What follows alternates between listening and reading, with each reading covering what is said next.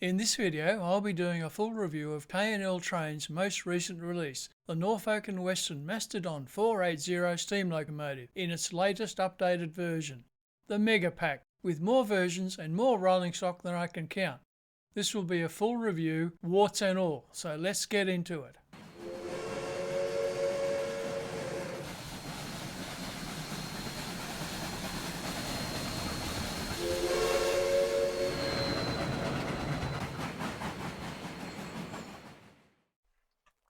I must declare that I have no interest in K L Trainz business, and I purchased the model being reviewed with my own hard-earned cash, and also should make it clear I only publish product reviews of those I deem to have merit and meet buyer expectations.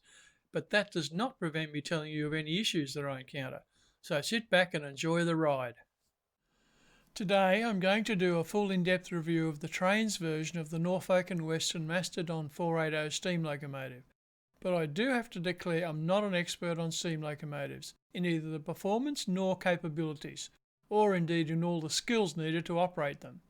However, using research tools and a particular test track that I've developed, I can demonstrate visually the accuracy and performance of the model compared to the real engine. And I also, in my crazy early teen years, both fired and on occasion briefly drove on the Sydney to Thirroul section of the South Coast Line on a New South Wales Government Railways 460, affectionately known as a pig, because of its rough riding, but that was a long while ago, and memory grows dim with time. The model I'm reviewing today is representative of the Norfolk and Western M Class Mastedon, and I'll start by comparing the model to some prototype images I've been able to obtain in my research process. There were 125 of the M Class engines built between 1906 and 1907, with most of these built by Baldwin Locomotive Works. The last of these still operating, number 475, was officially retired in 1956 after 50 years of service, and sat around in various locations and with various owners until purchased by the Strasburg Railway in 1991, with the history itself going back to the late 1800s. Strasburg restored it and it went into operation in 1993, and it has been since a reliable workhorse, along with the equally, if more famous, number 90 at 280 consolidation. In early 2018 it became due for its 1472-day inspection and rebuild process. It's hoped it will return to operation in 2020. If you've reached this point and have enjoyed the video, or even better have learned something, congratulations.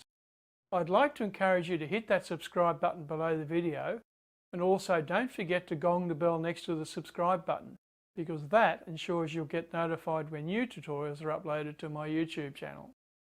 So, back to the video. While in operation with Strasburg Railroad, there have been many changes, including changing to a 3-chime whistle in 2014 and getting its original hooter reinstalled in 2015 after minor reconditioning. The engine's also been a film star on several occasions, with things like balloon stacks, different cow catchers and more being temporarily installed. Here's a quick look at the original specifications of this engine.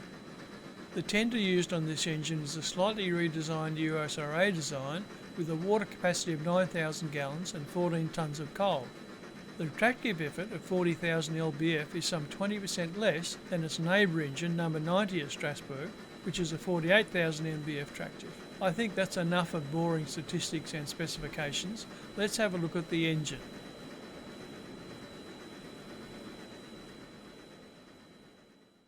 What I present now, I built a special track elevated above and away from all other distractions, including scenery, so you can concentrate on the look of the engine from various angles.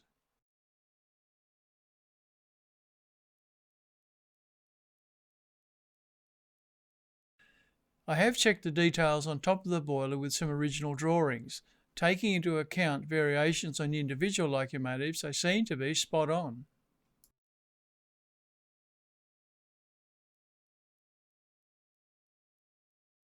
Here you can see a close-up of the Stephenson's valve gear, the relatively small driving wheels and the layout of the cylinders. The cab arrangement is quite unique on this engine. There is no cab deck behind the back head, as you can see in this photo. The fireman will shovel coal from the tender deck and, along with the engineer, sits beside the firebox rather than behind it. The throttle lever is hung down over the shoulder of the firebox. The reverse lever was in front of the engineer against the side of the firebox, and the water glass just above other controls was in front of him. Being sat against the side of the boiler wall, the situation was slightly cramped. However, visibility to the front was superb. The fireman on the opposing side of the boiler had a water glass and injector controls and a drop seat, just like the engineer on his side. However, once you select View Option 1 inside the cab, reality falls apart. Mainly because of the limitations of Trainz, you can't have a driver and a fireman view, at least when things are so close as they would be in this case. So the designers had to take liberties and move all the controls to the backhead and additional control locations also on the same backhead, so that if you use the advanced controller, you can view and use the controls easily while driving. This would be totally impractical if the controls are split to both sides of the boiler. I don't think the designers of this engine for Trainz had any alternatives, so don't take this as a criticism, it just had to be for practicality. You can see with this view, given that the boiler is poking at the back of the cab, the working space of the fireman to shovel is quite limited. In this view you can see the headlights being moved from the top of the boiler smoke box to right in the middle, so there are in fact two versions of headlight position. In this view of the tender backhead, it's set back more than usual. This is to give the fireman the minimal shoulder space that he needs to do his coal work. And here is the alternate headlight version mounted at the top of the smoke box on a bracket. One of the more unusual accessories on the Mastedon was the addition of a spark arrestor, which also had a built-in flange. This helped stop the chunks of cinder from flying off the chimney and back into the locomotive cab, where the crew were often bombarded with large chunks of the burnt coal.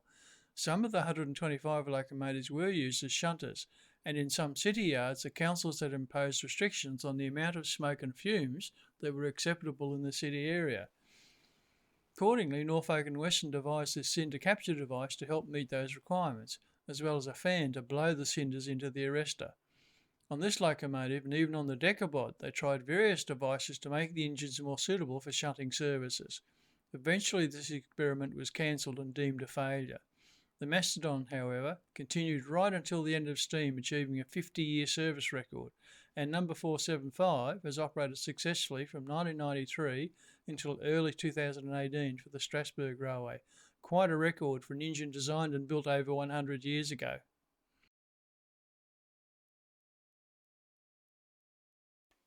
Before I begin this test, if you have some opinions on this test method, by all means use the comments below the video. I always read every comment and respond if appropriate, and if you add a comment, it helps me to know what you're thinking and how I can improve my simple efforts, as well as answer any queries you may have. This next clip is from a special physics test route I developed to have a consistent measure of the pulling power, also called tractive effort by some, of engines I test. It's not scientific and it does not reflect the true tractive effort graph, but gives a good indication relative to other locomotives. The route seen here is a straight flat section which enters a tunnel and then starts climbing a 1.6% consistent grade on a carefully laid out curve until it reaches the summit, where I can see how quickly the speed and boiler pressure pick up on another flat section. It is signalled and basic scene work has been done to give some authenticity to the test viewing.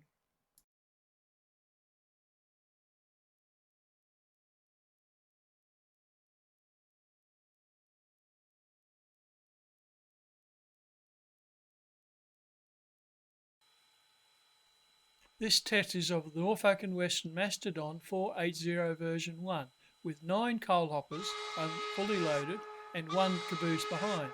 When I added a 10th hopper, it was only able to pull at a maximum of 2 miles per hour on the flat, so that test was abandoned. I was surprised at just how suddenly the load became too much. This is probably related to the rather basic Trainz engine specification scripts.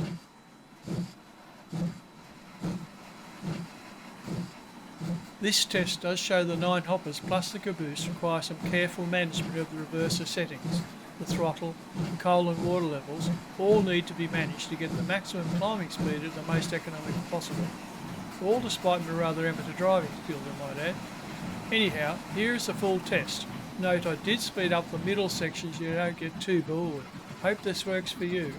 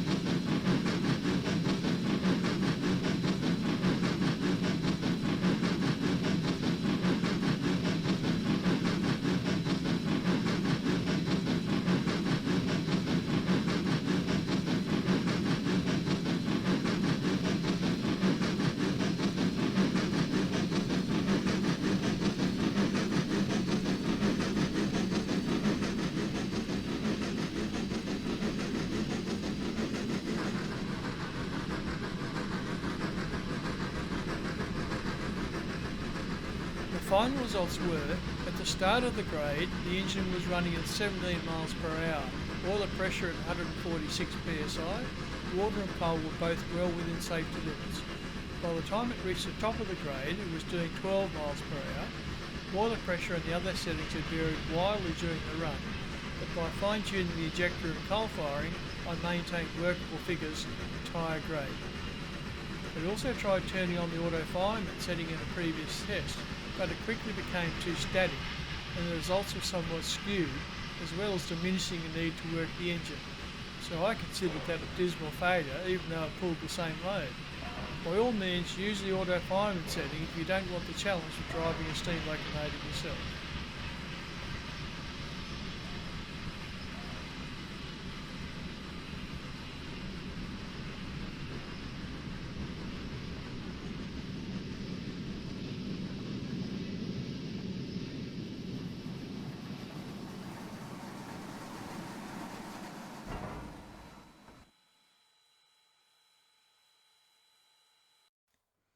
Now let's check out the different engine versions, of which there are 4. 2 with Norfolk and Western livery, and 2 with Strasburg Railroad livery, as well as the headlight versions, and surprisingly how each engine has a unique whistle sound. Then I'll quickly run through the range of rolling stock that comes in the Megapack. Mega indeed. Version 1 of number 475 has the headlight right in the centre of the smoke box. Norfolk and Western emblazoned on the side of the tender in Norfolk and Western font, with the Norfolk and Western typical red painted window panes in the cab, and the plain black roof. And of course, here is the first whistle version. Version number 2 of 475 has the headlight placed on a bracket just below the top of the smoke box. Everything else is basically the same, except the whistle has a noticeably different tone.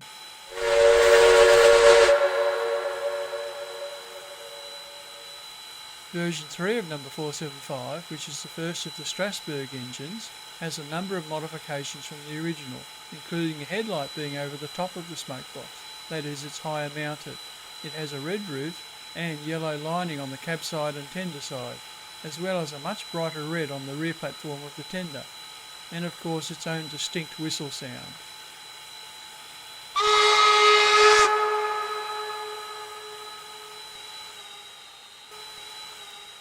Version number 4 of 475 is probably the earliest version of a Strasburg livery, having a headlight mounted just below the smoke box top on a bracket, much the same as the Norfolk and Western version too.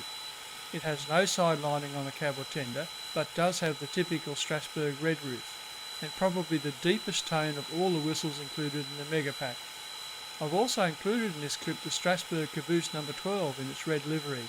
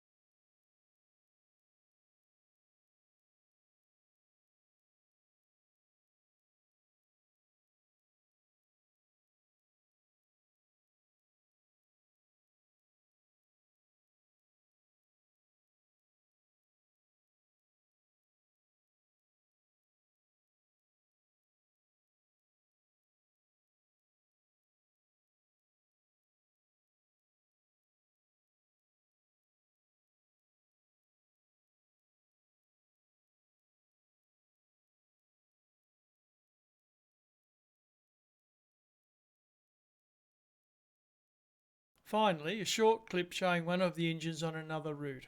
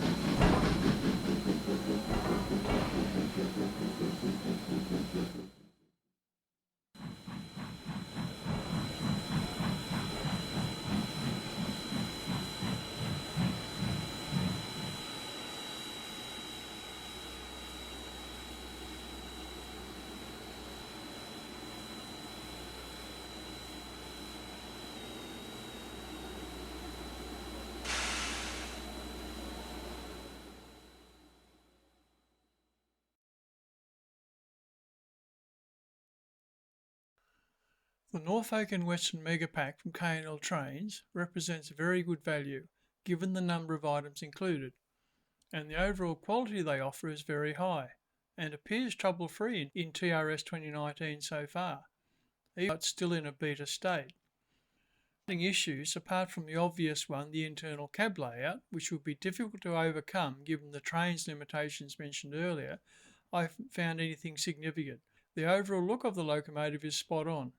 Measurement seems very accurate, and even the whistles, compared to some older models from K L Trainz, are spot on. Some older models have an issue with the loop sound. Several had a stutter at the end of each loop, but once I reported this, the error was quickly fixed. The performance is well within reasonable expectations, even though the overload threshold is somewhat sudden. In TRS 2019 all looks good, and I could not see any different issues in TANE SP3 either. It operates well in both versions. The only other issue, which I did not mention earlier, the progression of the exhaust can be clearly noticed at each phase of speed change, but this is also apparent in every other steam locomotive in Trainz, which is probably due to the fact that steamers don't have notches in the throttle, and I suspect this is the issue, and it's in the throttle script, which is probably beyond K L Trainz influence. I understand from K L Trainz that once TRS 2019 is a stable release, they will check to ensure that the models are tuned to match the graphic levels if needed.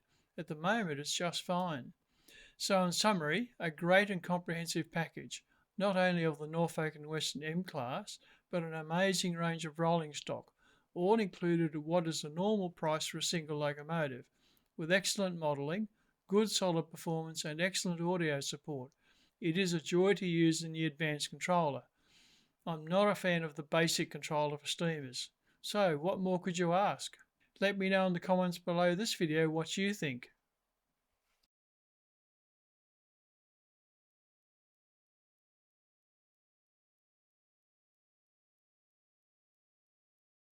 I hope you found this tutorial enjoyable and of benefit. If you have any thoughts to share, please add a comment below the video.